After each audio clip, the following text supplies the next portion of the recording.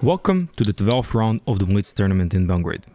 Now we are playing my old friend and very strong FIDE master who started with knight f3, I responded with knight f6. He went for c4, e6, g3, and after d5 he decided to transpose into the Catalan setup.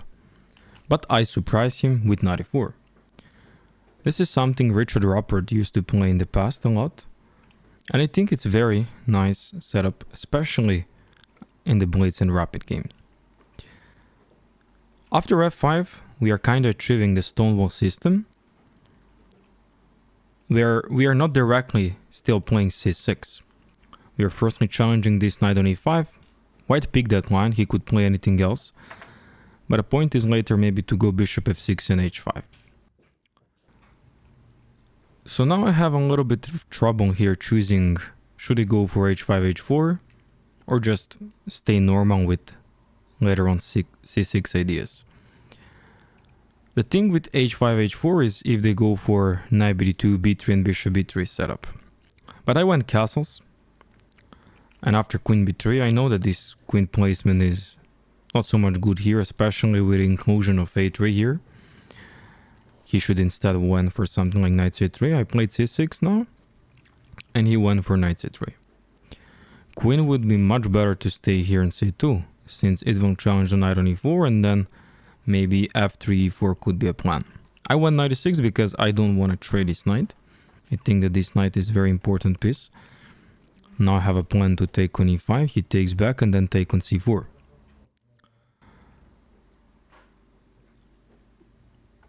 He decided to close c5, and that's strategically bad move. It's gaining the space for white, but a big problem for that one is later on I can have very nice counterplay with b6. Taking here now on e5 is not possible because of c takes d6. So that's why I played knight f7, challenging knight on e5. So he has to take some of these two knights, otherwise bringing the knight back will lead to e5 break. That's the whole point why I provoke him to push c5. Also in the London system you can see this type of ideas, provoking them to push c4 and then later proceeding with e4. Also here c5, I want to proceed now with e5. He took on d7, I took with queen because my bishop is occupied protecting the pawn on b7. Now he went for f4. He doesn't want to allow e5, which is of course very common idea for me. And now we have close battle here. b6 directly is definitely good, but I didn't like that one. I thought that he could take, and after rook b8 that he can take on a7, and when I take the queen he can go for queen here and for some reason gaining the pawn. But here actually c5 is very strong. I completely missed that move, that I can compensate for this activity. Instead on f4 I decided to go for queen c7. I just want to go bishop d7, rook b8, and then later on go for b6. That was main plan.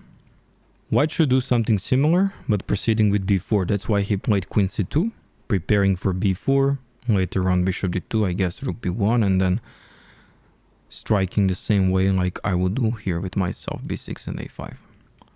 Bishop d7, he went instantly b4. I should actually go earlier b6, because now after he consolidating the structure on the queen side, it's hard for me to break through. But anyway, after b6, I'm also threatening a5 now, trying to undermine this beautiful pawn chain for white. I like how this bishop is completely out of the game. He couldn't do anything. I have to watch out for all these sacrifices on e5. He went bishop e2. I think that's not good spot for the bishop, because what he's doing on this diagonal, pretty much nothing. Bishop on d2 is much better positioned since it's controlling the queen side. Bishop f6, putting the pressure. He played e3 and I just drop it back. I wanted to provoke the last pawn move here, so I'm sure that there is no any counterplay from the e3 square, like maybe queen d2, queen e3, and then putting pressure here. Rook fc1, and usually in blitz games, in close positions, you have plenty of time maneuvering your pieces, so even wasting some move is not a big problem. Now we have to find some way of breaking through the queen side. Rook fb8. We are about to make the a5. Bishop f1, nice move, preparing support on this diagonal. Queen b7 is a very nice move because contains purpose of take, and after take to take here, since the pawn on b4 will be pinned, and then I can win the bishop on b2. So I have a tactic now with this. But placing the queen in front of the rooks, especially when the board is full of other pieces, it's not a great idea. Knight e1 is a nice maneuvering idea with a knight because he would like to get to the e5 square, and also for the moment to protect the bishop on b2. And of course c5. a5, we have to break through. Bishop c3 is nice defending move. It's also opening the line for the rooks. And now we have to apply some trades. I don't want to keep the pawn, so that's why I take on b4 first. Now bishop takes b4 is much better move than pawn takes, but he decided to take with pawn. And after b5 we have another close version of this structure. Knight b2 or knight f2 leads to knight e3. That's a nice move, a nice square for the knight. Then later on he can come on e5. I played knight g6 because I want to go here, here, and then come to g4. He went knight e3. I want to stop knight e5 coming with tempo and targeting my bishop. So this is a perfect square for my light square bishop. Also I can go later there. He played h3 to stop knight g4. I went bishop f6. Then now he played rook a5. I could bring the bishop back and target his rook here and just move it away, but I decided to take. He take back. And now it's time to attack this pawn, because this pawn is now a weakness. Bishop d8, 2 pieces under the attack. Also I want to go rook a6 and queen a8. Rook a3, he's creating the battery. I'm also creating the battery. Queen a2, queen a8. And now, for example, here you can pause the video and try to find the best plan for black, how to win the pawn on a5. I played bishop c7. Bishop d1, knight f7. And the plan is to go knight d8, knight b7, and that's what he realized. Bishop b4, knight d8, and knight b7. The pawn is falling. Knight b4, and now our pawn on c6 is protected, so we can simply take on a5. He takes, we take with queen. Of course, trading the queens for him is not good. Queen a3, we are both now in the time scramble, and now it's just all about converting this. I should not worry about any counterplay in the middle because everything is blocked.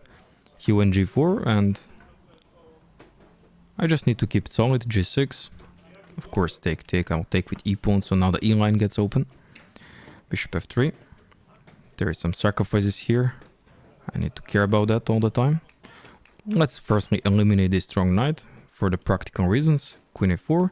And I'll just play with our bishop. Queen a3, bishop b4, queen a8. My plan is now somehow to bring the knight to f6, king g2, knight e8. Bishop e5, knight e6. And now we're gonna reroute the knight this way. Queen a2, knight g7. He's preparing some sacrifices here, but that's why bishop f7, just to care about it. Queen comes here to defend the knight. Knight goes here, and then I'm on the way for this.